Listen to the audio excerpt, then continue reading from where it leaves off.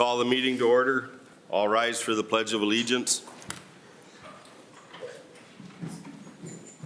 I pledge allegiance to the flag of the United States of America and to the republic for which it stands, one nation, under God, indivisible, with liberty and justice for all.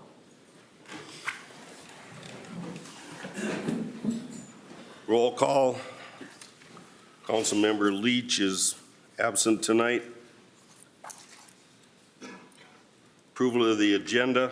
We have a revised agenda in front of you. We eliminated 5A, the EDA report, and we took 10D, the approved application for a one-day temporary on-sale liquor license for the 510 Art Lab November 15th. That's been removed. Is there any other changes to the agenda? Council have anything? Okay, do I have a motion to approve the agenda with those changes? Motion to approve. Motion by Joe, do I have a second? Second. Second by Brad.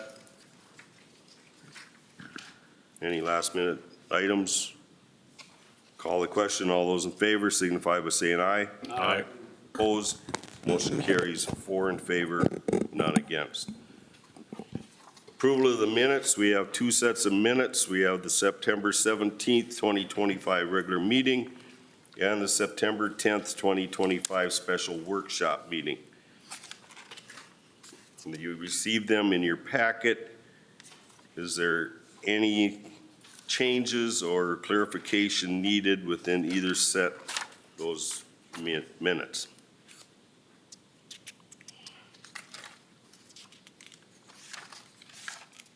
Hearing nothing, do I have a motion to approve both sets of minutes? Motion to approve. Motion by Scott. Do I have a second? Second. Second by Joe. Any last minute discussion? Call the question. All those in favor signify by saying aye. Aye. Aye. Opposed? Abstentions? Motion carries 4 in favor, none against. This now brings us to our public open forum. This is separate from the public hearings that we have coming up after this. So is there anyone here that would like to speak to the council? Is there anyone here that would like to speak to the council? Call a third time. Is there anyone here that would like to speak to the council? Seeing no one, our public open forum is now closed. We will move on to reports and presentations. City engineer report. Keith.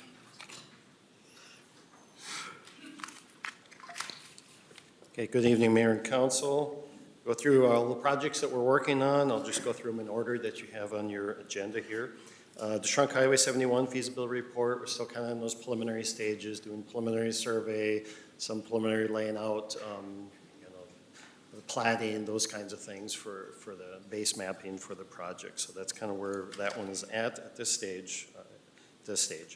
Birch and Pines, the 2025 capital improvements project. The project continues to move forward. At this stage, we're looking at completing all of the paving on it. Probably they'll be starting Friday, working Saturday in order to do those last blocks of first lift of paving. So that's scheduled for late this week and into Saturday as well. We continue, all those tolerancing is what's going on right now on the roadways. On the concrete side, which we've talked about before, things are still, they're moving forward, not as quickly as we would like at this point in time, but they are moving forward. We have decided to, we're looking at prioritizing areas so that if something doesn't get done, we know that we have the most important things done, driveways and walks in front of people, those with disabilities who need to have those kinds of access, that kind of thing. Prioritizing those, filling in some of the corner areas so that things already have sidewalk, the corners are filled in as well, doing those kinds of things. So we do have a prioritized list and are working with that contractor to, here's the things you need to make sure you get done and go from there. As it relates to the walk itself in most areas, most of the sub base is in. There's actually only one street left that's got some sub-base for the sidewalk to go in, then really everything is ready but putting on the walk itself. So we're pushing on them as everything we can. I have daily discussions with the general contractor on those things. I do know that they are pushing and trying to find other contractors to be able to come in and support those who are already there. You know, they've talked to well over a dozen other firms to be able to come in. And I can tell you there's some positive that I'm hearing that we might be able to get another crew or two in, probably be another couple weeks out, but it's looking a little more favorable to be able to get some additional resources, to be able to keep working on that. You know, if there's possibility to get two more crews in, it's possible that everything could get done. But at this stage, you know, we are looking at prioritizing to make sure that the things that absolutely have to get done. So that's what we're looking at this stage. But we're still working hard towards having them get everything done as they had originally planned to do as well. So that's kind of where that's at. Those doing the boulevard work, because once the actual street work is done and the last block of base for sidewalk is done, they're ready to work on boulevards and getting them all shaped up and seated and those kinds of things as we move forward. So that's what they'll be doing. They shouldn't have any trouble, you know, keeping up. I'm sure they'll be chomping at the bit, frankly, so that the concrete work is far enough ahead so they have things to do. So that's kind of where that's at. But we're working hard to push them forward and do everything we can to get everything done that we can. Now, we talked about the church last time. We have implemented what we discussed as a Plan B for that, so that is moving forward. We'll have actually city forces starting on that temporary stairs Friday.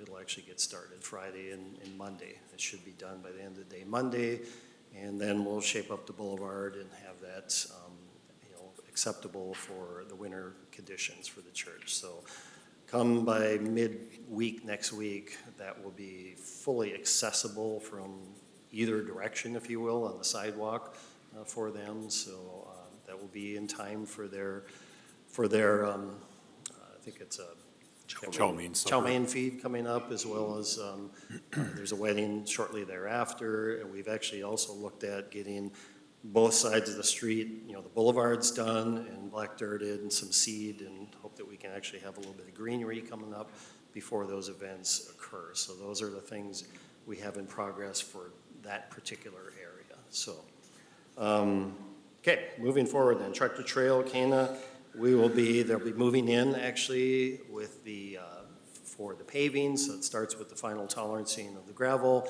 That will be tomorrow. They'll be moving into paving. They might potentially start paving latter day tomorrow, but otherwise it will be Friday for that one.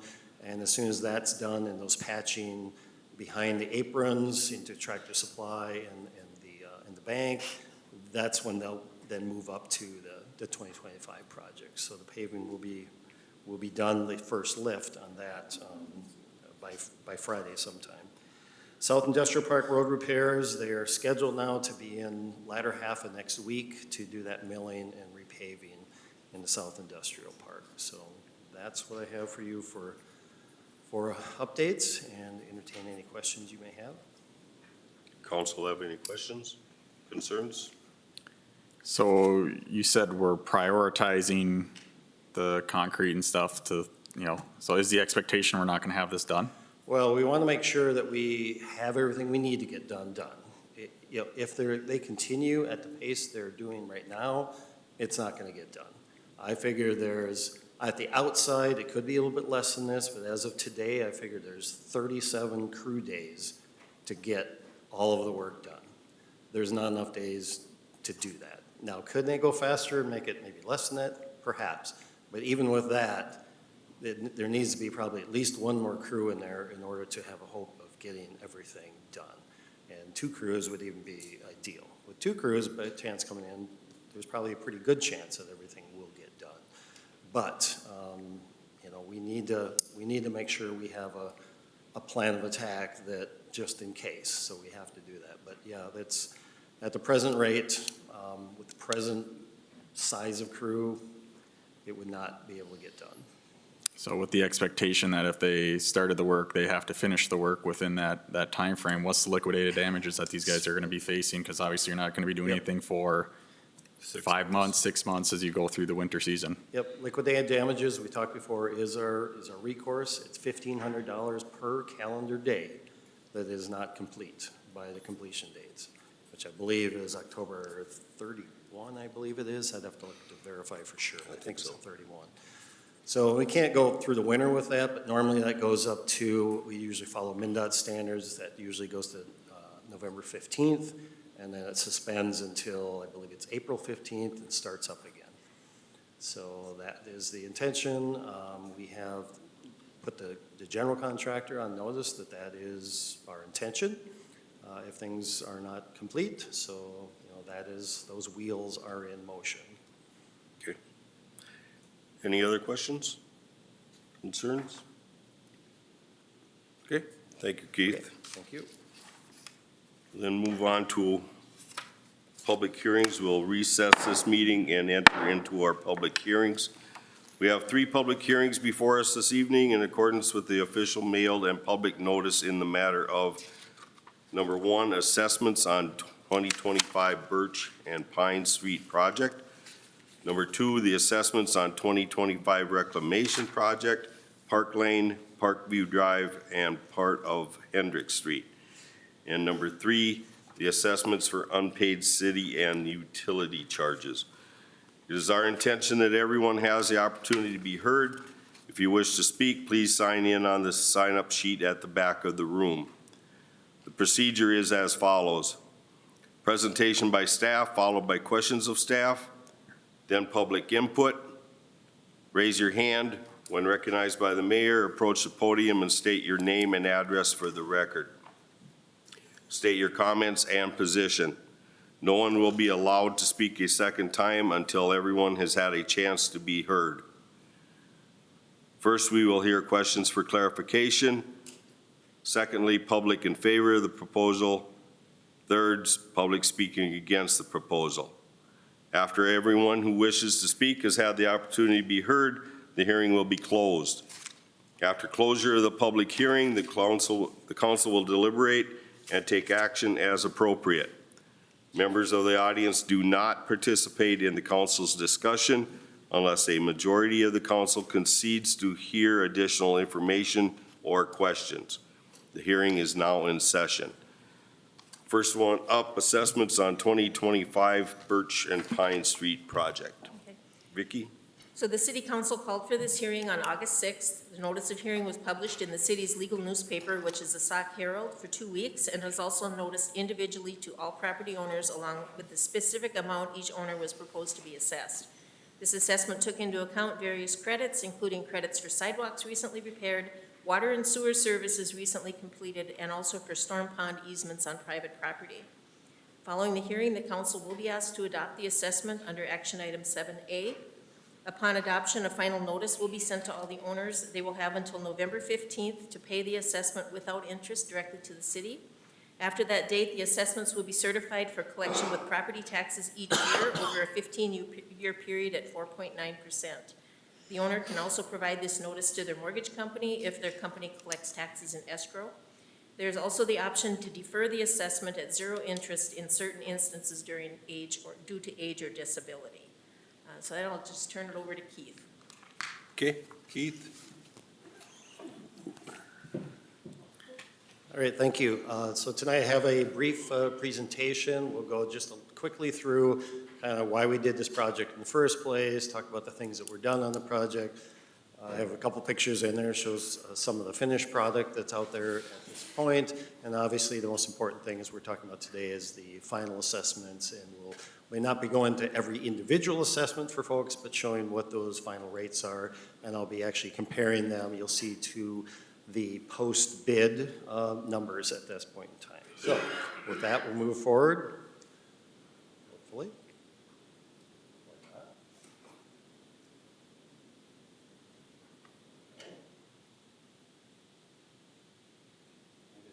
We're like we're good now. Okay, this is the project location. It's a fairly large area, the largest we've actually ever undertaken within the city. Pine Street and Birch Street. Pine Street from Sinclair all the way down to 8th, Birch Street from Sinclair all the way down to 9th. 8th Street bounded by Main and Ash, 7th Street the same, 6th Street South the same, and 5th Street from Pine Street to Ash Street. So that's a full intent of the project. As we did this project, as it was awarded to the contractor we discussed having the ability to go beyond what is shown before you in phase 1 and phase 2.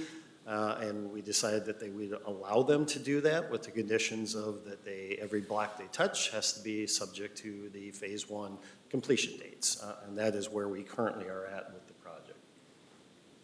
We did the project. This is fairly old areas. This is some shots showing the existing conditions that were out there. This was 6th Street from Pine Street. You can see that the street was in very bad condition. The curb and gutter was actually one spot there you can see non-existent, fairly bad shape. This shows actually Birch Street north from 9th Street. And once again, you can see the shape of the street. You see some standing water there kind of behind the vehicle that's in the roadway there. So you can see what conditions the roadway was in, as well as this another one on Pine Street north of 8th Street as well. So you can see busted up curb and those kinds of things in fairly poor condition of the asphalt in that particular area. And this one also shows 8th Street going west from Pine Street. This one was more of a rural section, so it didn't have curb and gutter at all in this particular area. We did full utilities, so all the utilities were reconstructed in the area, sanitary sewer, the water main, the services. All of these were old and installed in the 60s and 70s, a little bit of it the early 80s. Old clay tile, cast iron water main had been there, and it was up to its serviceable life. We did new water services, sewer and water services for everyone with the project. We were eliminating some that we had a number of services that actually went through other parcels to service another parcel that was behind it. We had galvanized metal water services and those kinds of things, which we are required to get rid of actually through the new federal requirements. And then we also reconstructed and did all new storm sewer, added storm sewer, so there's more drainage capabilities within the project area. Street widths most of the streets were varied from 34 to 36 foot wide. The new streets are 36 foot face to face, curb to curb through there. Everything but 8th Street South, and after some discussions and public meetings on that, the original width was 26 feet wide, and we went with a one-way eastbound roadway through there that is now 20 foot face to face, has a driving lane and a 7-foot parking lane on the south side. A couple shots of the post-construction areas that are completed. You can see with the new roadway, the new curb and gutter, driveways, and concrete walks, as well as all of the restoration. And these ones look really quite well. The grass is growing very well through there, nice and green, and it's coming up quite nicely. Another picture of that kind of those similar areas. So we'll anticipate that all of it will look like this once everything, the restoration is completed. They've done a really nice job with the black dirt, and it's, as you can see, it's taking seed very well. It's growing well. The rest of the areas will get the same treatment that has already been done. So I did hear a couple of folks asking about that, kind of talking. So it will be exactly the same as what's been done here.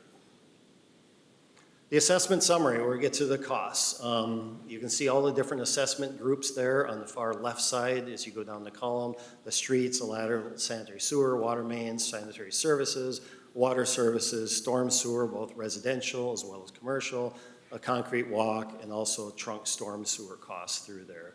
The total project cost is just short of $6 million for all this work. You can see all the number of units that were totaled within the project.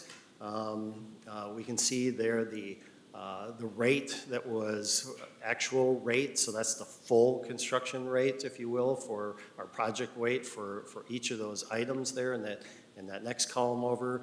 Now, the assessment portion, so that which is actually assessed of that rate is those percentages that you see there. As an example, the street one is $184.4177 per front foot, but the assessable portion is only 35% of that. And you can see some various different rates as you go down through there. One to show in the blue there, that shows the post-bid rate per unit. As an example, at the street was $67.10 per foot, and services were 2013, 2070. I won't go through all of them, you can see there. And the final assessment rate, which is proposed and been sent out to everyone, is based upon what's in yellow there. So you can see that the street rate is actually a little bit lower at 64.55 essentially, a little bit less for the services, 1997, 2084. Those actually almost wash out. One's a little bit lower, one's a little bit higher, but they're pretty much the same as what the post-bid was through there. The storm sewer rates slightly higher, and that's partially related to that there was a change in assessment policy from the original to the final, where we took out some storm areas, so that essentially takes away accessible areas, so therefore the rate per remaining goes up a little bit. So that's really the reason for a slight change in some of those. The concrete walk is just a hair more expensive than what it was. There were concrete walk credits that were provided for folks who had put in more recent walk through there, so those credits are applied. Those storm sewer credits that I mentioned earlier for ponding areas were also applied for the final assessments through there. The total assessments for the city costs you'll see there is just short of $2.7 million, which is about 45% of the total project. The total PUC cost, which is really the lateral sanitary sewer and water main portions, that's $1.46 million, which is 24.4% of the project. And the total estimated assessments, which is based upon what we're really talking tonight for the assessments for the individual landowners, is just over $1.8 million, which is just over 30% of the total project cost. Now, I have another column there showing the percent of the post bids. You can kind of see what happened with those numbers. From post bid to final, we're actually down 1.64% for the city cost, 0.62% for the PUC cost, and 1.57% for the total estimate for the accessible portions thereof. So that's what I have for presentation for the total numbers. I think I'll leave that sheet up there for some to reference and anyone's questions, and I'll turn it back to the mayor to continue. Thank you, Keith. Is there any council members that have questions on what he has just presented us? Hearing nothing, I will open it up to the public. Is there anyone that wants to speak to the council based on the information? Yes, just come up to the microphone, state your name and address, please.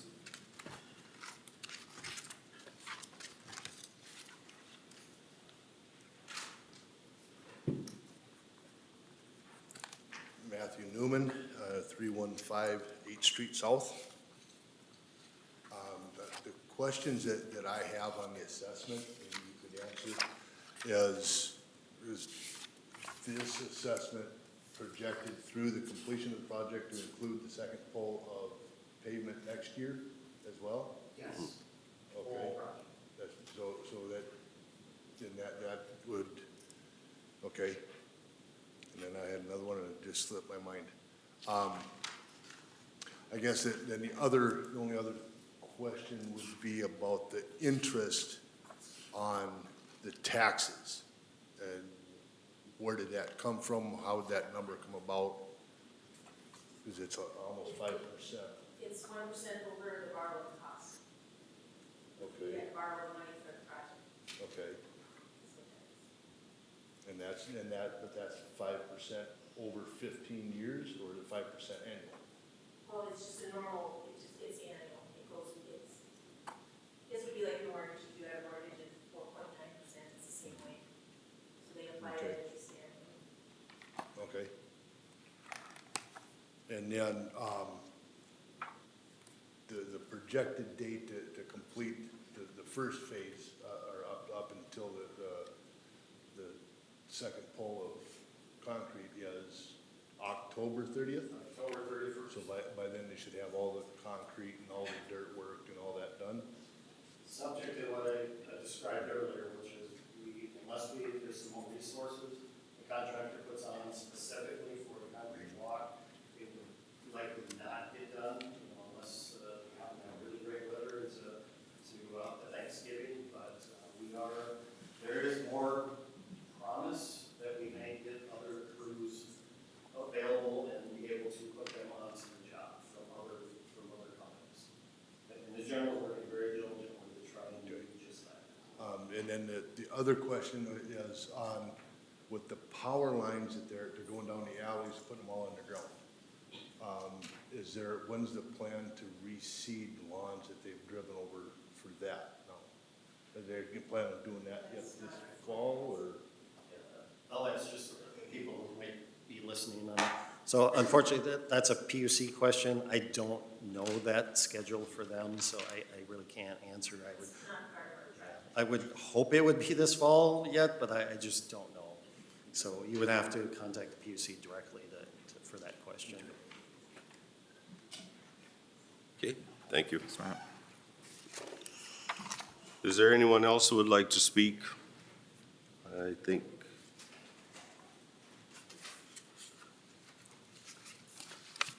Name and address, please. Michelle Martin, 326 Birch Street South. Wondering if my street doesn't qualify as prioritized when it comes to the cement work to be finished, then if it gets delayed till next year, will this assessment still hold for this price? Or given that you guys are going to get a discount, is my rate going to change?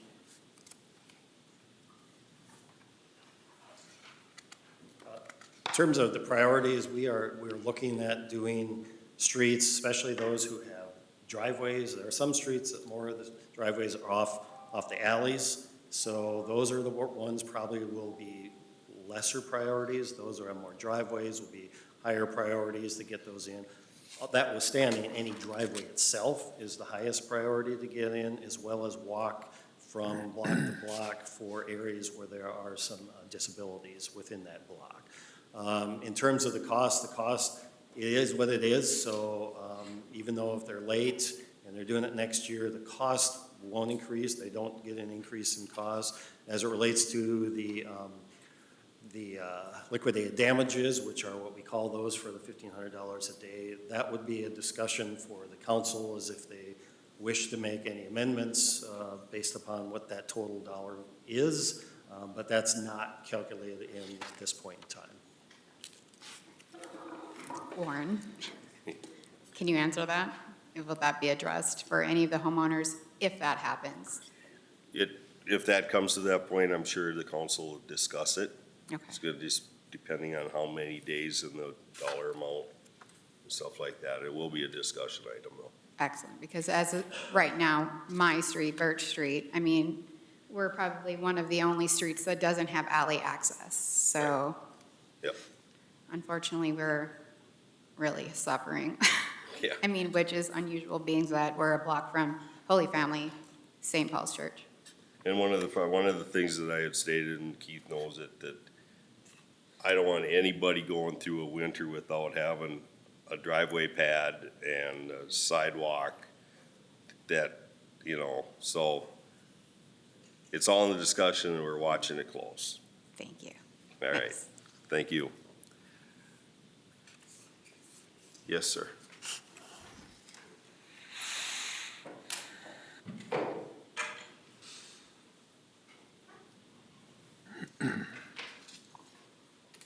Yes, my name is Wes Hanvey, 809 Birch Street South. If by chance they don't get our sidewalks and driveways, can we be assured they will provide us with a packed sand driveway access to our garage? As I mentioned earlier, driveways are a priority. So the driveways are intended to all be completed. It will only be the walk portion potentially not done, between driveways essentially. So, but the driveways will all be done. That is a priority. So we won't be getting any Instagrams about cleaning sidewalks if they're all. If they're not there, you wouldn't have an Instagram about cleaning them up. And the other priority, being older with my eyesight failing, is we have no lights. It's dark as the inside of a damn cow. Are lights going to be a priority? Once again, that is a PUC issue that they are installing those lights. They do have the lights in, I know, correct? Correct me if I'm wrong. So they've been installing some, and they will continue to follow behind and try to get up as many lights as they can. I can't speak for their exact schedule. That would be something we'd have to direct to them for a specific schedule. All right, that's all I got. One thing I can mention on that is all the wiring and everything is in for the streetlights, and the streetlights were ordered back in April. And we're still waiting.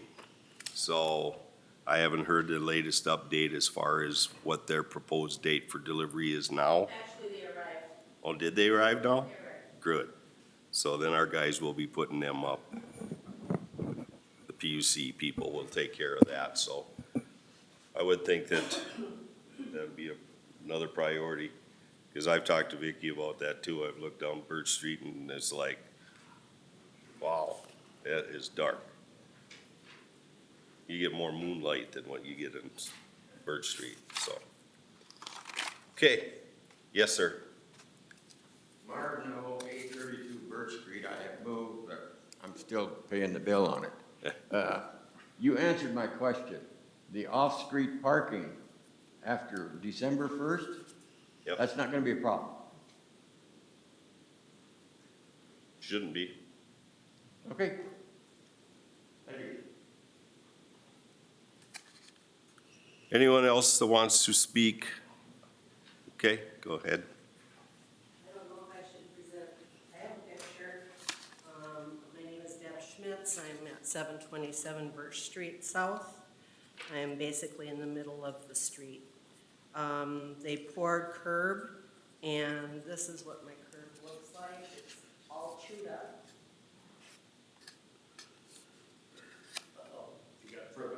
Let me address those. Okay, so anyway, it's basically like somebody took a lawnmower and chewed up the curb.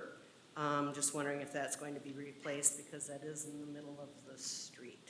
So they'd have to take a chunk of the curbing out.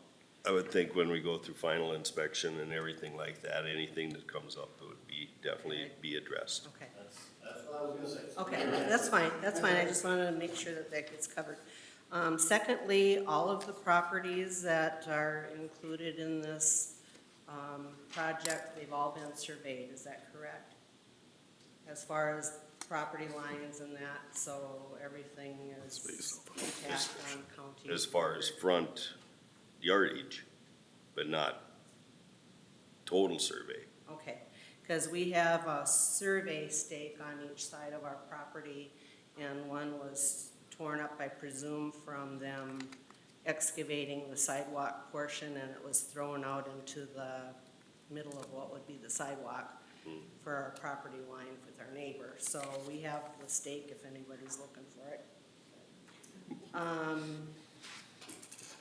Thirdly, because our parking is in the alley of Birch Street, and so our garbage can sit in the alley of Birch Street. The road on 8th Street turning into the Birch Street, that would be heading towards Our Lady of Angels Church.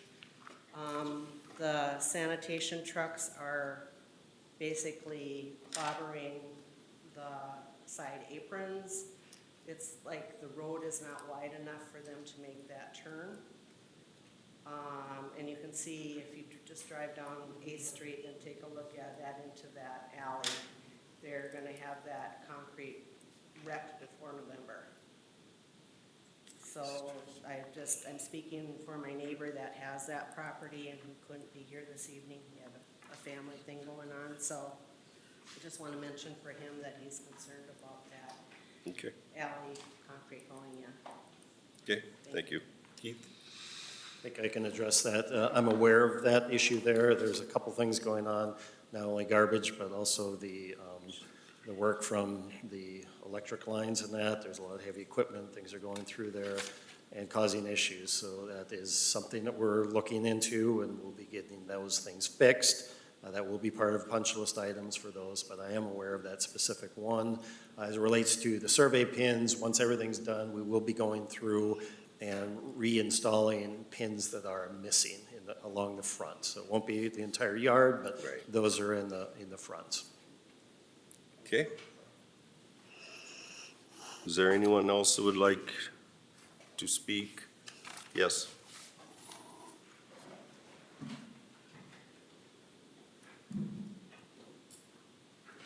Janet Kostreba, 517 Pine Street. I know there's been a lot of issues going on with that first phase over there. Sidewalks got a problem, the curb and gutter. We were notified that they were going in, and so we took our sprinkler system out of the boulevards, but then they came into the yard and tore out the sprinkler systems when they put in the shut-offs. So will I get reimbursed for that? I've already had it repaired. And then the other thing I have, and I've addressed this with the police officers, we have that semi, and he's back at it again. He's coming from the old Marquette Floral down in front of me and then down to Auto Value. And he's being very persistent about it. I've addressed it with the police officers so that they can be aware of that. If they're not, I didn't pay for a 9-ton road Right. like we did over on 2nd Street. But that's gotta stop, Okay, okay? thank you. Anyone else on this particular project wants to speak? Favor or against? Just want to make comment? Got one back there. Bruce?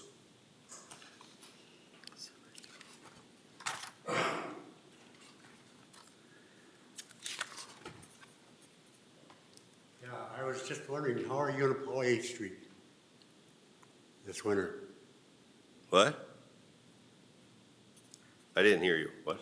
Yeah, how are you planning on plowing snow on 8th Street this winter? Well, it'd be in the same direction as the traffic has to go. So I get all the snow? No. No, because we're taking care of the sidewalk, any snow coming off of there, so then that'll all be hauled off, so. But what don't go on the sidewalks, I'll get? Ben, you wanna address how you're gonna handle that? That way I don't totally goof it up. So the front blade can swing to the left, the wing is to the right, that'll split the road evenly. The sidewalk, since it's gonna be right on the curb, we gotta take care of that all the way over to Ash Street. So you're not gonna get any more snow than your neighbor to the north, it'll be split evenly. Okay, so, now when we get this seeding redone, I don't know if anybody's seen my lawn, or I've had more damn trucks on the lawn this year than I had on the street. That's supposed to be repaired? That's, if it's part of the project, it'll be reseeded. That's how it is, you know. I don't know how the PUC is handling that with Push that is doing all the underground or anything like that. Yeah, they got ruts in there 2-3 inches deep where they drive down there to pull Okay. and push the cable. Yeah, and that's totally different from this project, so So I'm not certain how that's gonna happen. Are you planning on getting that seeded this year? Like I said, it's not part of our project. That's something that the PUC is handling. So if that don't take, do you guarantee it it's gonna grow? There is a certain, with our project, yeah. Maybe address that kind of for everybody as it relates to the restoration. There are stipulations. It will be dormant seeding for this year for that which is left.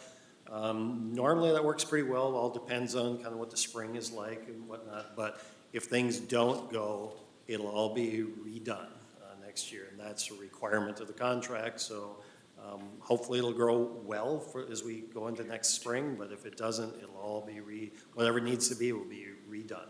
And that is not at an extra cost to the city or also to the assessments. Okay, we'll wait and see how this all turns out. Okay, thank you, Bruce.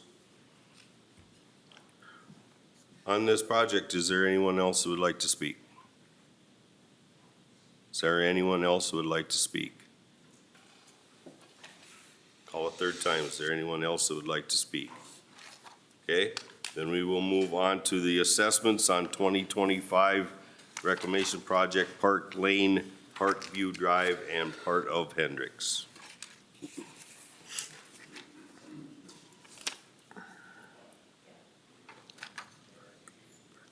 So this public hearing is about the Park Lane, Parkview Drive, and Hendricks Street. The city council called for this hearing on August 6th. The notice of hearing was published in the city's legal newspaper, Sauk Herald, for 2 weeks, and was also noticed individually to each property owner along with their specific amount each owner was proposed to be assessed. The amount assessed per front foot was $16.34. There are some credits for corner lots and for lots that were assessed with the 2022 Park Road project. The total amount assessed is $68,868.80. This is 35% of the project cost according to our policy. The calculation, like I said, is in compliance with that policy. Following the hearing, the City Council will be asked to adopt the assessment under Action Item 7B. Upon adoption, the final notice will be sent to the owners. They'll have until November 15th to pay it without interest. After that date, the assessments will be certified for collection with the property taxes over a 2-year period at 4.9%. And as I said before, they can provide this notice to the mortgage company if that company collects taxes in escrow. And this project as well has the option to defer the assessment in certain instances due to age and disability. And what that actually means, that deferment, is that we certify it to the property taxes, but no payments are due and no interest is charged until the homeowner no longer has that property homesteaded and they're no longer living there. So I didn't say that earlier, but that applies to any of our assessment policies where we defer it. And on a project the size of the Birch Pine project, we'll probably see half a dozen or so people that will apply for it. This one I can't say because it's a smaller project and a smaller amount. Okay, council have any questions or concerns? Okay, then I'll open it up to the public. Is there anyone within that project that would like to speak to the council? In favor or against, or needs clarification on how things work? Is there anyone that would like to speak that lives within that project area? Call a third time. Is there anyone here that would like to speak that lives within that project area? Okay, then we will move on to number 3, the assessments for the unpaid city and utility charges. So as you know, each year we have the option to certify unpaid delinquent accounts for collection of property taxes. These following accounts that you have listed there are delinquent with the city and or public utility. I do have one that did come in and pay. The third one down for that snow removal has been paid, so we'll remove that from the total. That leaves the total amount with the $100 admin fee to the county of $6,059.76. Notice was published in the Herald. The notices were sent out individually to all affected owners. And this as well will be certified on November 15th to Stearns County for collection with property taxes. And for delinquent accounts, it's just collected the next year, so these would all be due in 2026. Council have any questions, concerns? Have all these people been, I mean, obviously we've contacted them, but we got some cases here that the city fee is greater than the amount of the penalty. They get an invoice or they get a statement every month. And these are all going to be 9 or greater months delinquent. So they've been noticed for 9 months, they've received notice that that's due. And then Thank they got the final notice of this hearing as well. Yep, thank you. That was one of the things that the council changed. Before, we always decided, are we gonna charge $100 per delinquent or not? And then you started looking at the amount of administrative time and the notices sent over, not, like in this case, 9 months. That adds up. We're Minnesota nice, but not that nice. That if you can't pay it in 9 months, then something's wrong. So that is the reason why the $100 fee got added on a permanent basis. So, Is there anyone here, does council have any other questions on this? Otherwise, is there anyone here that wants to speak on the assessments for the unpaid city and utility charges? Is there anyone else that would like to speak? Call a third time. Is there anyone that would like to speak in favor or against or needs clarification for the assessments for unpaid city and utility charges? Council have any last minute questions or anything? Otherwise, our public hearings are now done and we will reconvene our regular council meeting. 7A, approve resolution 2025-89 adopting assessments for the Birch Pine project. So this is the action subsequent to the public hearing to consider the adoption of the special assessments for the 2025 project. The final assessment roll is $1,848,062.15. It's collectible over 15 years with property taxes at 4.9%. And again, they can pay by November 15th. And you do have the list of every parcel and every total amount. And this is resolution 2025-89 approving the final assessments for the 2025 project. Okay. Questions, concerns? So is it fair to say that, I know in the presentation was, the total project was 1.6% less than the preliminary assessments that everybody received? Mm-hmm. The very first assessment they received, it went down quite a bit, even more than that, because the bid was less. So it got two reductions along the way. Okay. Any other questions? Otherwise, I'll look for a motion to approve resolution 2025-89. Motion to approve. Motion by Joe. Do I have a second? Second. Second by Scott.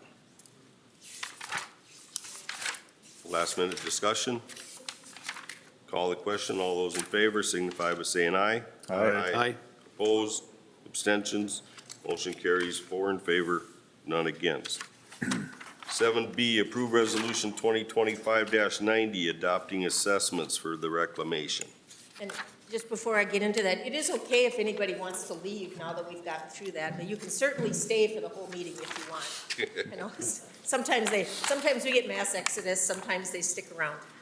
So, this resolution before you is adopting the assessment for the reclamation project for the Park Lane, Parkview Drive, and Hendricks. The final assessment roll is $68,868.80. This is over 2 years at the 4.9%. And again, they can pay by November 15th. It's resolution 2025-90, adopting the assessment for the street reclamation project. Questions, concerns? Did we set the 2 years just based on, because the dollar amount, the minimal dollar amount? Yeah, we've done the 2 years for our policy on reclamations. So if the city council wants to change that in the future, they can. But typically, this is about what you would pay for a reclamation, so they figured 2 years was adequate. Okay. Okay, any other questions, concerns? Otherwise, do I have a motion to approve resolution 2025-90? Motion to approve. Motion by Scott. Do I have a second? I'll second. Second by Brad. Last minute discussion. Call the question. All those in favor signify by saying aye. Aye. Opposed? Abstentions? Motion carries 4 in favor, none against. 7C, approve resolution 2025-91, adopting assessments for delinquent accounts. And this is the delinquent account resolution. The final assessment roll is $6,059.76, and this is collectible over 1 year. It's just due the next year. Anyone, again, can pay that by November 15th without interest directly here at City Hall. So that's resolution 2025-91, adopting the assessment for unpaid accounts. Just one quick question, if I may. The dollar amount you have is 6231, but now you said 6,059. That's because the one was scratched off. I scratched the one off. Okay, That's snow removal one we took off, the 4th one down, all right. so. Is there any other questions, concerns? Otherwise, I'll look for a motion to approve resolution 2025-91. So moved. Motion by Brad, do I have a second? Second. Second by Joe. Last minute discussion. Call the question, all those in favor signify by saying aye. Aye. Opposed, abstentions, motion carries 4 in favor, none against. 7D, approve appointment to Planning Commission. So each of the council members was asked to volunteer to serve on the planning commission for the remainder of the year. We can either take a volunteer, the city council can appoint someone, or we can leave that position vacant until 2006 and run with a four-member planning commission. There's only 2 meetings left in the year. So I guess I'm looking forward to you to see if you want to appoint somebody to the planning commission for the rest of this year with the potential of continuing it into next year, or just waiting. What's the council's I'm looking at wishes? Joe, he's smiling. Yeah. I'm thinking that's positive. So you said there's only 2 meetings left? Well, Yes. October's been canceled already. October was canceled already? Yeah, and usually the one in November usually gets canceled too, so.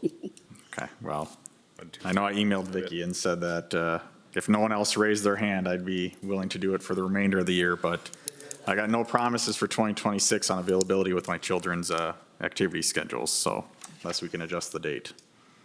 Okay, well, if it's okay with the council, I will appoint Joe as the city council rep for the planning commission. General consensus on that one? Works for me. Okay, sounds good. Thanks, Joe. You bet. 7E, approve resolution 2025-92 authorizing purchase of police vehicles. So the 2026 budget includes the replacement of 2 leased vehicles with 2 purchased vehicles. These leased vehicles need to be returned by March. In order to get the 2 new vehicles on site and equipped by that time, we need to submit the order now. We did obtain quotes from 1040 Ford and John Weiss Ford here in Sauk Center. The price is $87,816.88 from 1040 and $89,952 from John Weiss Ford, and that is for 2 vehicles, the Interceptor Explorer style. The council determined which vendors to purchase the vehicles from. Typically in the past, if we've had this narrow of a gap, the council has tended to go with the local vendor. That's totally up to you though. And so I have resolution 2025-92 authorizing the purchase of the vehicles. Okay, questions, comments? I guess my thought would be to look at utilizing local John Weiss Ford as the one. I know it's a little bit higher, but it's $1,068 per vehicle, and with that local relationship and the fact they contribute to our tax base and stuff, I think it makes a lot of sense that for that narrow of a margin to go that route, so. Right. Is there a difference on the delivery date as far as 1040 or John Weiss? Well, they would each put them on order in whichever date they come, so. All right. Okay. Any other questions, comments?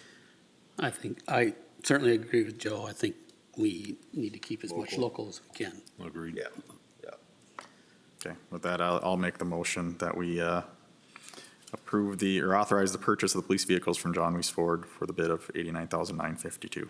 I'll second that. Okay, we got a motion by Joe, seconded by Scott. Any other discussion? Call the question. All those in favor signify by saying aye. Aye. Opposed? Abstentions? Motion carries 4 in favor, none against. 7F, approve pay requests, number 6, Keekly Underground. So you have the attached pay request that's been submitted. I won't read all of the numbers, but the total amount completed to date or earned to date is $3,913,780.21. We would retain 5% of $195,699.01, meaning a subtotal of $3,718,821.20. We had previously paid just over $3.3 million, leaving amount due with this request $408,065.93.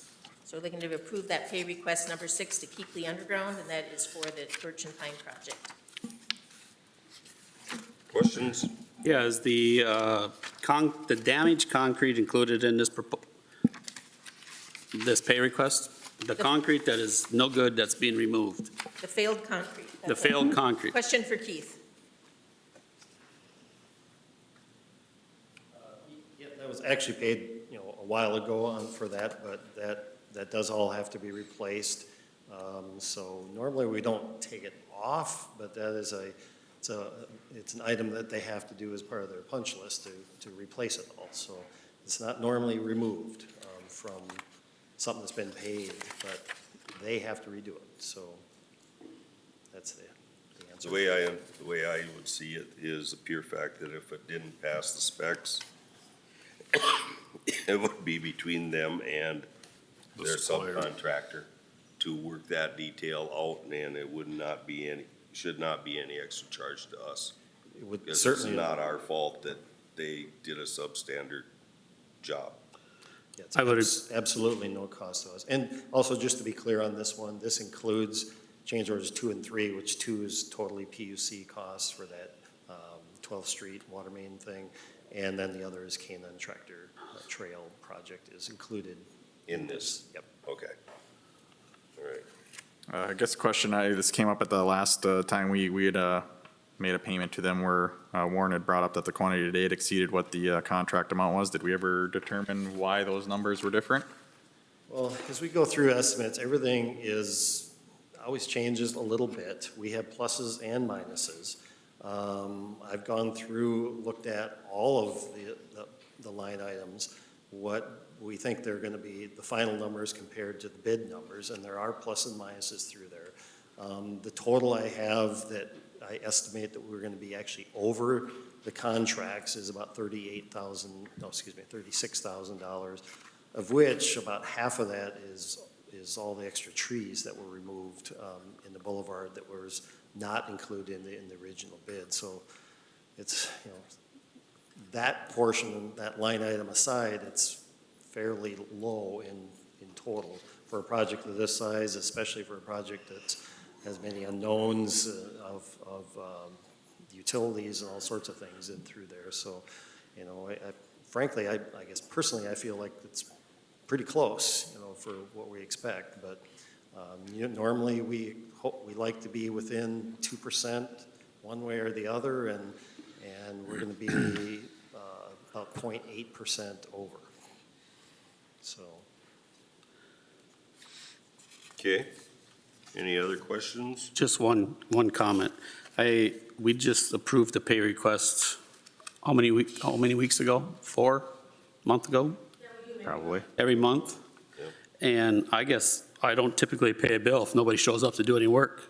Now, I know there's legal obligations for us to pay this project, but for their lack of commitment, lack of responsibility to get our project back on track, it's frustrating that we are paying for services that aren't getting done. But I do know we have an obligation, and I realize that. So I just wanted to share that. It is very discouraging that we haven't seen anybody really on site for 3 weeks. And this bill is actually for work that has already been completed. It's not stuff that's not getting done, but I agree, there has been some frustration with one of the subs. Yeah. So, And with all the projects that we've done in the past, it always comes down to the subs goofing it up. I think the general contractor here is equally frustrated. Very. So, So I've talked to him. So. Okay. Any other discussion? Otherwise, do I have a motion to approve the pay request number 6 to Keekly Underground? Motion to approve. Motion by Joe. Do I have a second? Second. Second by Scott. Any other discussion? Call the question. All those in favor signify by saying aye. Aye. Opposed, abstentions, motion carries 4 in favor, none against. 7G, approve resolution 2025-93, authorizing execution of closing documents. so we do have a purchase agreement for a lot out in Author's Edition. It is Lot 5 of Block 3. So we need resolution 2025-93, authorizing the execution of these documents by the mayor and myself. Questions, concerns? How many more lots do we have out there that haven't? We have 7 more. Seven more. 7 out of the 19. Thank you. So do I have a motion to approve resolution 2025-93? So moved. Motion by Brad, do I have a second? Second. Second by Scott. Any other discussion? Call the question. All those in favor signify by saying aye. Aye. Opposed? Motion carries 4 in favor, none against. Unfinished business, building improvement projects. Just as a little bit of an update on the building construction project, which involved the arena and city hall, library, and the senior center. At the arena, all the work is complete, the membrane roofing, there is 27 new doors, new windows, the makeup heat on the roof, and the locker rooms, so all of that has been completed. At City Hall, the shingles, the membrane roof, the air exchange unit, the change order, the natural gas lines, the AV enhancements for the council chambers, and the security controlled access is complete. The website for the ADA upgrades is in process. The flooring is a fall project, which we had planned it to be a fall project. They're actually going to be here next Wednesday to do the final selection of the carpet samples and the tile samples. And then at the library, the windows and the senior center roof, those are both fall projects as well. So they were planned to be that way, and they're still moving forward under that same time schedule. So just kind of letting you know where we're at and pulling all of this together. We should have it all wrapped up by the end of the year. And right now, currently, when I add up all the math, we're actually under budget a little bit, so that's good news. So unless you have any questions, that's it. Questions, concerns with that? Otherwise, we'll move on to Old Mill Apartments. So there's a little update on the old mill. After the prior council meeting where you did your resolution declaring the building hazardous and also deemed unfit for human habitation, so we placarded the building with notices at all entrances and apartments, notifying the residents. We did a listing of apartments and rentals in Sauk Center. We prepared that along with contact information, including the Red Cross, the Salvation Army, Catholic Charities, United Way, and Stearns County, that we were able to distribute to the renters. The owner of the old mill actually came in the next morning after we had delivered him certified copies by the police service. So we made sure that he had it. And then he did come in the next morning. He wanted further detail on what needed to be done. He did get a copy of all the pictures, the 195 pictures that you had. And he also requested that the renters in the Rambler, which is the attachment on the back, be allowed to stay while the work was being done on the main. And then he said there was 2 units inside the old mill that he wanted to be able to let them stay. I did say that he could request that at the city council, but we would need to get that written report from a structural engineer that the building was structurally sound before they would probably make that decision. He did say he had a verbal report from the engineer, but he has not received anything in writing, so he's attempting to secure that. We do have 2 renters that have requested to stay until October 15th, which is the day their new place is available. And so that was the one thing I think I have before you tonight, if you would consider moving that final move-out date out 1 week. We've had quite a bit of movement up there. We've had people from Center for Christ Church helping them try to secure apartments. We've been talking to other landlords that we know have apartments coming available, trying to match them up and find places for everybody to move into so they're not left out hanging. But this one here said they've secured an apartment. It's available October 15th. Can they please stay? And then I had a second one come in with the same request, so I have 2 that have requested that. Okay. And I don't know if that's something you want to entertain tonight. I think we need to. Yeah, As a council, we have to. Yeah. And I'll speak first. To me, the extension doesn't make any sense for a week. We've been on borrowed time with that building forever. We don't know how long it's gonna last. So I'm not in favor of doing any extensions. Also, him saying that his insurance engineer gave him verbal. I've never seen an insurance company yet come in and do anything verbal. They're gonna give you something that states this is how it's gotta be done. It's in paper. It's in black and white. They're not gonna say, yep, change this and you got her good. No, it doesn't work that way. Never has. So, but as far as extending our timeline as far as when they have to be out, I think there's other ways of, there's people that can put them in a hotel or something for a week or somewhere else for that week, but I'm not gonna play games with the chance that that thing falls down in a week and someone's in it. Then I gotta live with it, and I'm not gonna do that, so. Any other comments? I think we did give them 30 days, correct? We gave them 21 days. 21 It was days. 21 days from the date of the meeting. and- Okay, so it was 21. Yeah, it was I 21 think days. I mean, one more week, I don't think a week is gonna matter, and unless, who's gonna foot the bill for a hotel for a week? That's, $80 a night at a minimum, that's another $500 they gotta come up with. That, I mean, yeah, I agree, it's been ongoing for years, and it's in bad shape. I don't think a week is gonna make a huge, huge difference. It's gonna be more of a financial setback for these residents that have been actively trying to find a place to live, and if we're only getting requests by 2, that's, I don't think, out of the realm of, Has everybody found a place other than these 2? I don't know. We don't know. I don't know if I don't know the final count yet. That's I know what that I'm- some people have been moving and that these came forward and talked to us. And we've had quite a few of them come in and visit with us about, what happens next? When can we come back? Do we just move? What do we do?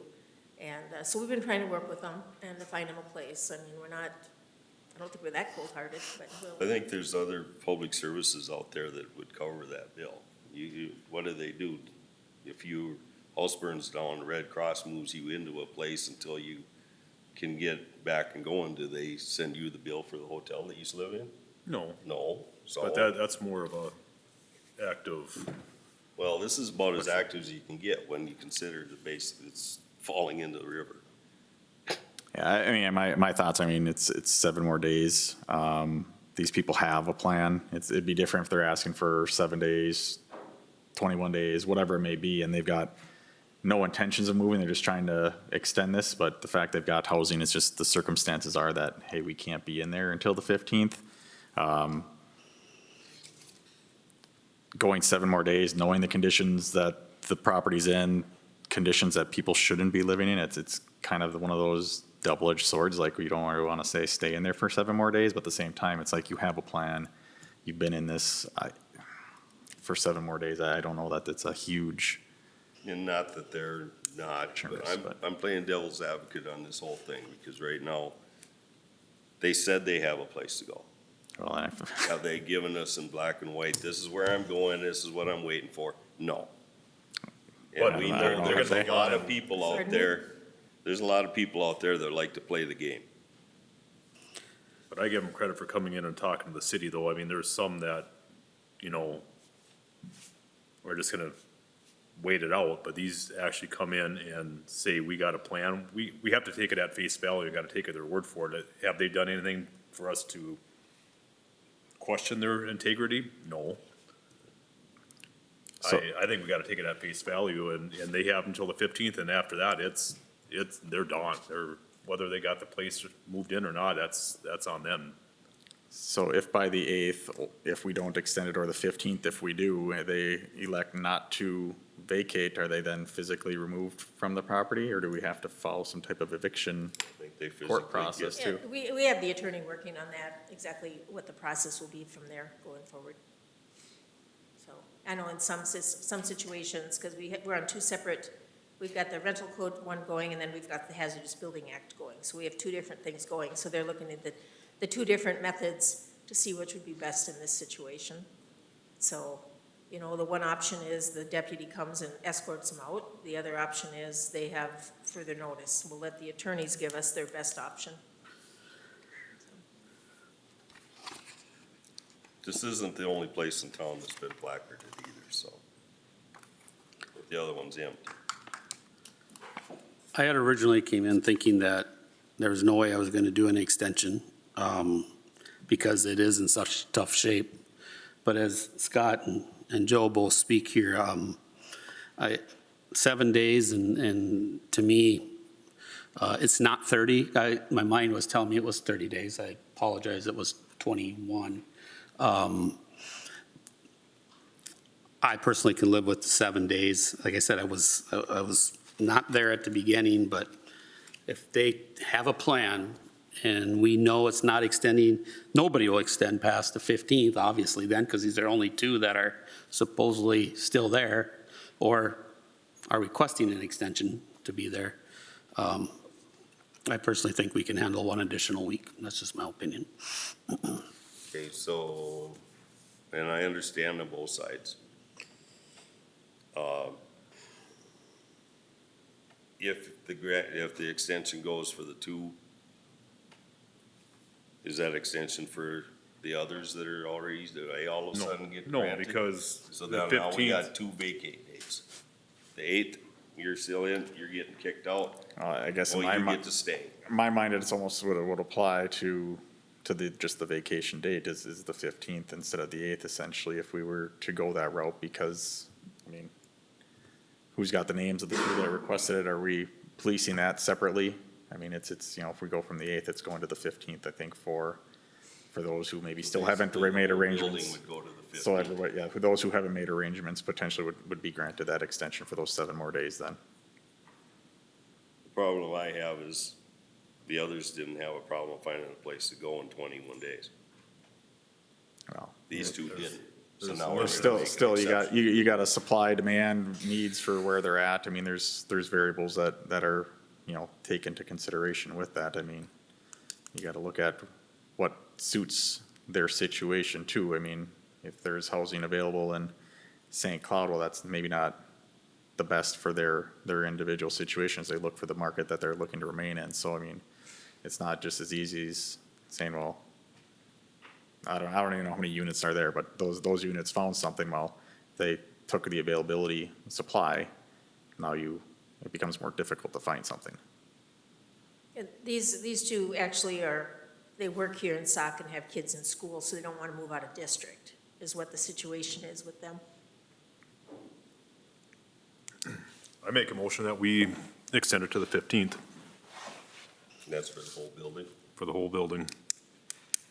And that's still under 30 days, which 30 days to find suitable housing is not an easy task. And you might be able to find it, but the availability, especially when you're only required to give a 30-day notice to start with to vacate, it's, that 30-day mark is tight the way it is. Okay? Do I have a second? I'll second. Second by Brad.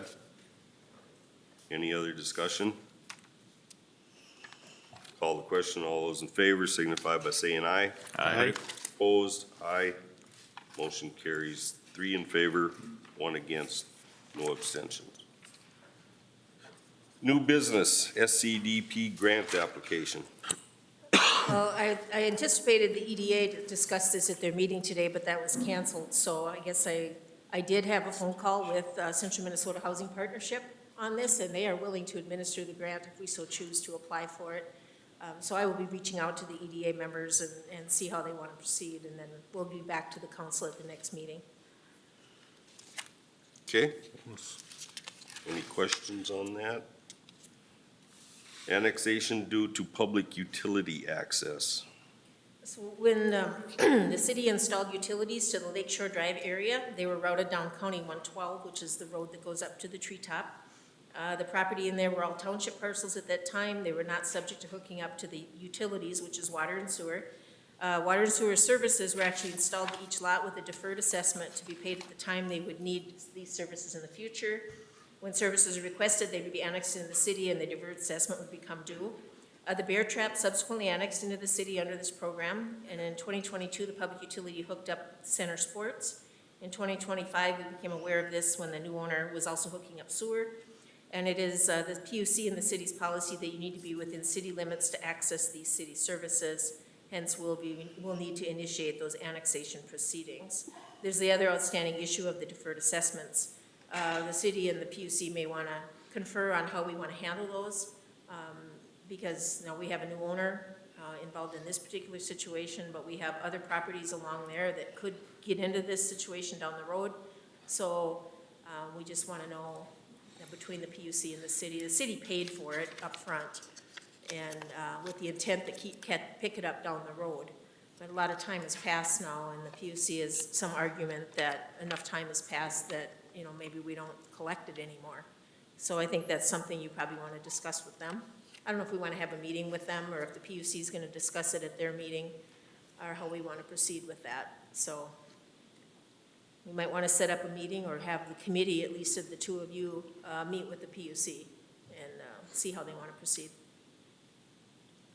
Yeah, there's two ways of looking at this one as far as meeting to solve the problem is you want a full council, full PUC board, sit across from each other and discuss how this is gonna work, or we can have Debbie and Ted and Vicky and I, or the policy committee or whatever, set up a date and us four hash it out and get this taken care of.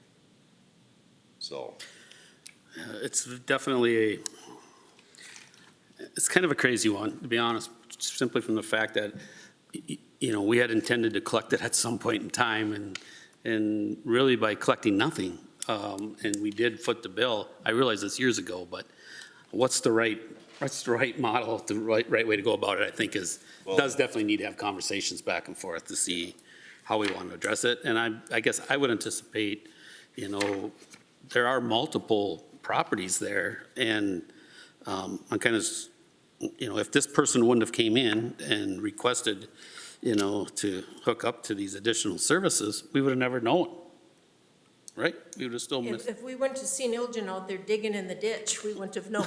Okay.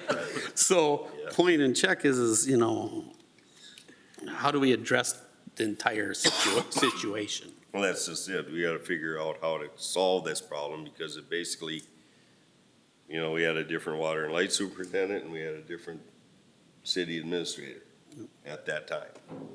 And the paperwork just kind of fell in the cracks and never came to light. It didn't fall in cracks on our end. We've had it on our books. Yeah. So it did fall through the cracks on the other water and light board. That plane just disappeared, so. So what's the council's wishes? Do you want to have a full PUC board and council sit down? I don't I think don't- we need to initially. I don't think the full board, I would suggest probably the policy committee, you know, on that, or I guess the finance, one of those two would make sense if it, you know, from a financial standpoint or the policy, because like, what are we gonna do going forward? So my initial thought was policy when I seen this, but I know Warren, you probably sit on the PUC and the policy, so I don't know how you feel about that potentially, so.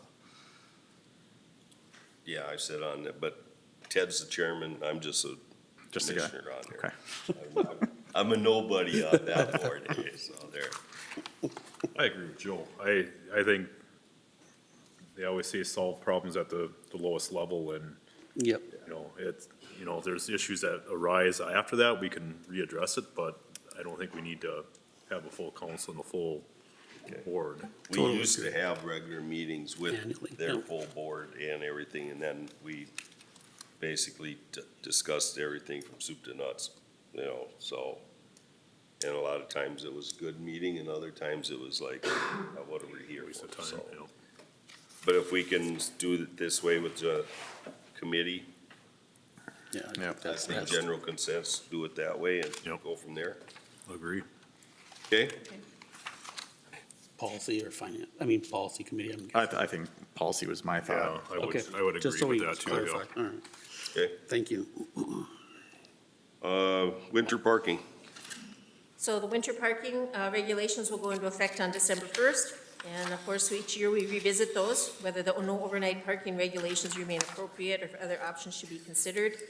There's a request to consider calendar odd even parking or go back to parking anytime except during a snow emergency. So we've got really three options. Leave it as it is, remove it, do the snow emergency route, or do the odd even parking. I did put in there the restricted winter parking. I don't need to read that for you, but it's basically from 12 midnight to 7 a.m., no parking on the city streets. So, and then that's when we do all the plowing and everything. But we have run into situations where people just don't have it, like the old mill, they don't have a place to park by the PUC.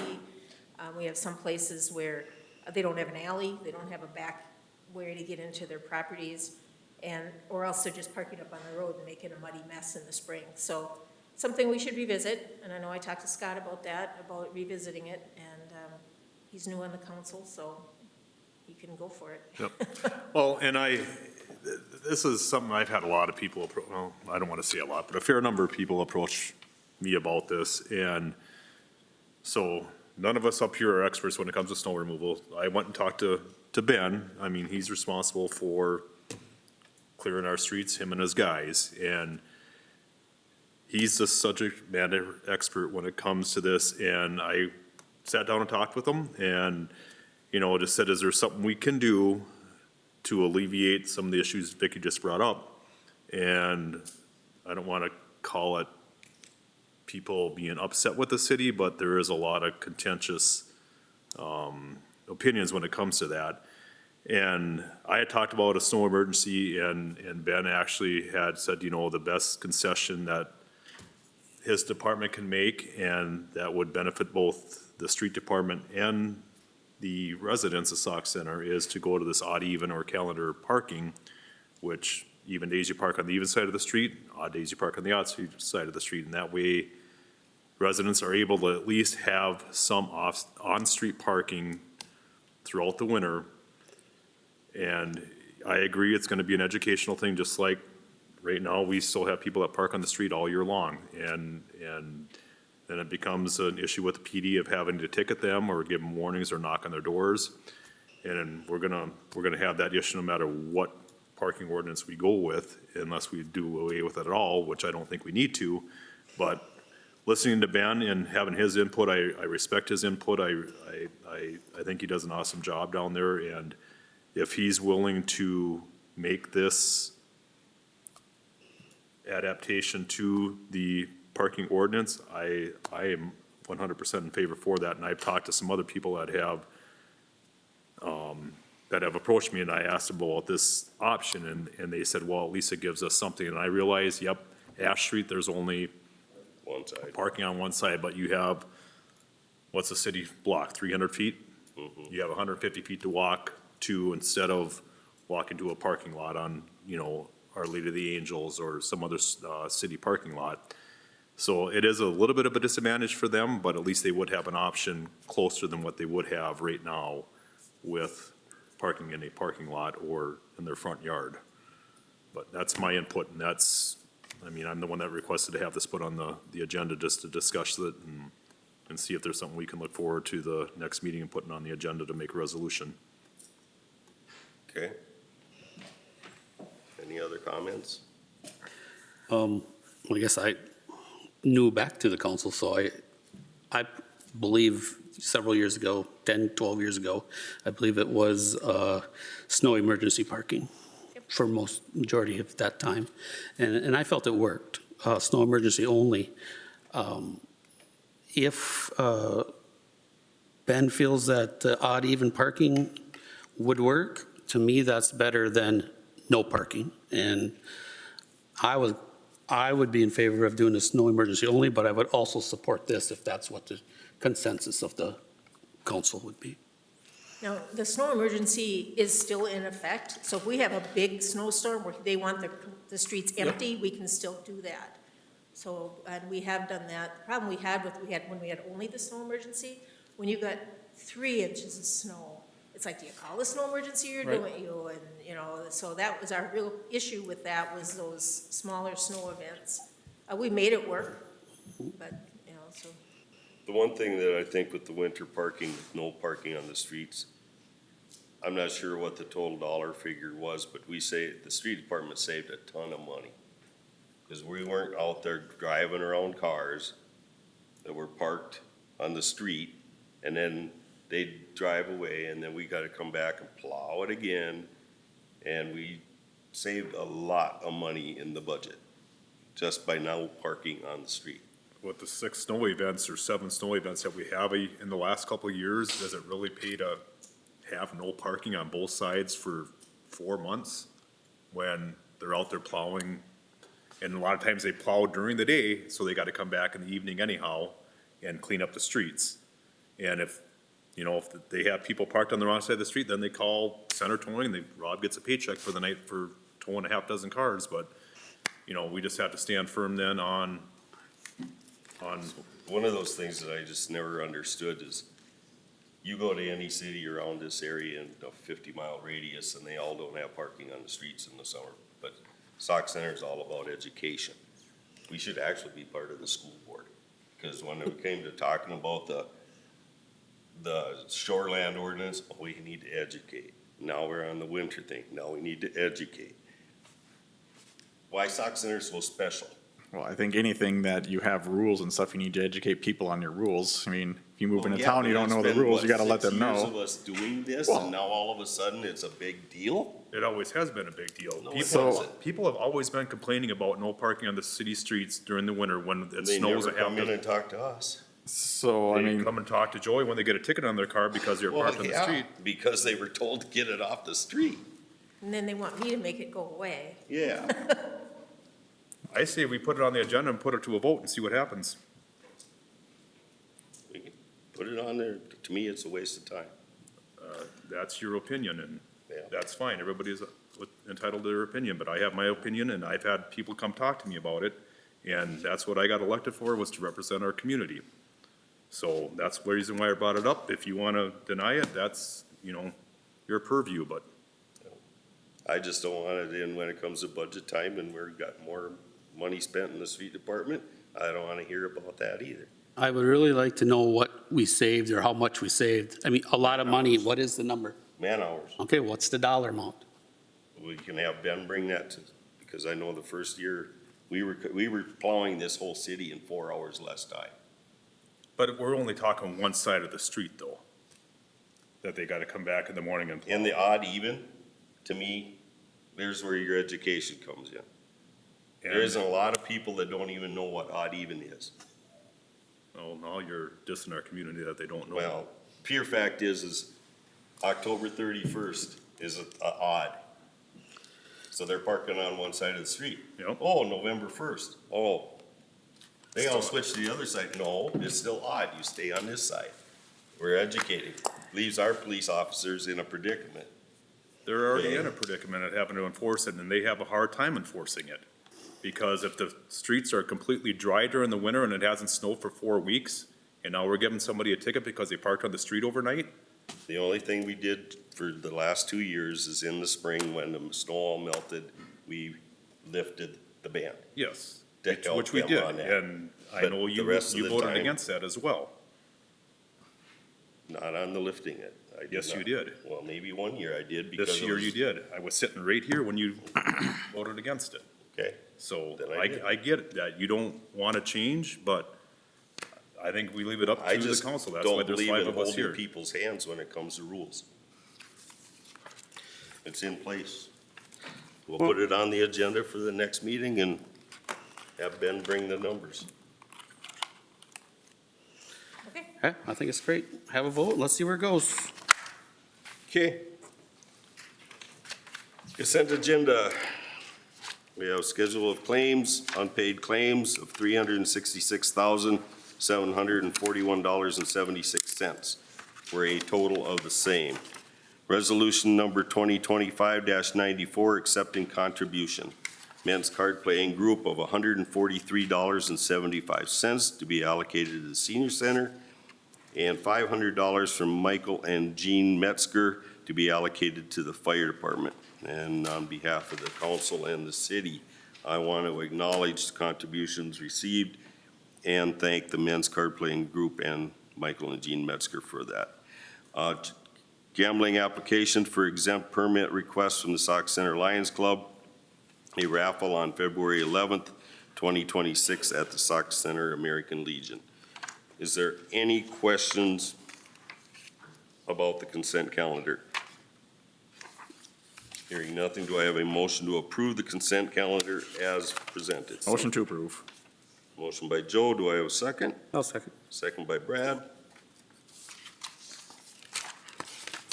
Any other discussion? Call the question, all those in favor signify by saying aye. Aye. I oppose. Motion carries 4 in favor, none against. That brings us to there's no informational items. That brings us to the end of our agenda. Do I have a motion to adjourn? So moved. Motion by Brad. Do I have a second? Second. Second by Joe. Call the question. All those in favor signify by saying aye. Aye. Aye. Opposed? Motion carries 4 in favor, none against. Meeting adjourned.